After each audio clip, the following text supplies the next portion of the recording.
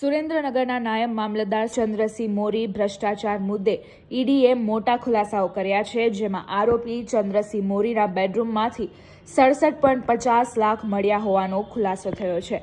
આરોપી સ્પીડ પોસ્ટના માધ્યમથી પૈસાની માંગ કરતો હોય અને જમીનના પર સ્ક્વેર મીટર પરથી ભ્રષ્ટાચાર કરતો હોય તેવું ઈડીમાં સામે આવ્યું છે। કમિશન એજન્ટ દલાલ મારફતે પણ લાંચ એકઠી કરતો હોવાનો પણ ખુલાસો થયો છે। પીએમએલએ એક્ટ હેઠળ મોટા પ્રમાણમાં ભ્રષ્ટાચાર કર્યો હોય જેની તપાસની જરૂર છે।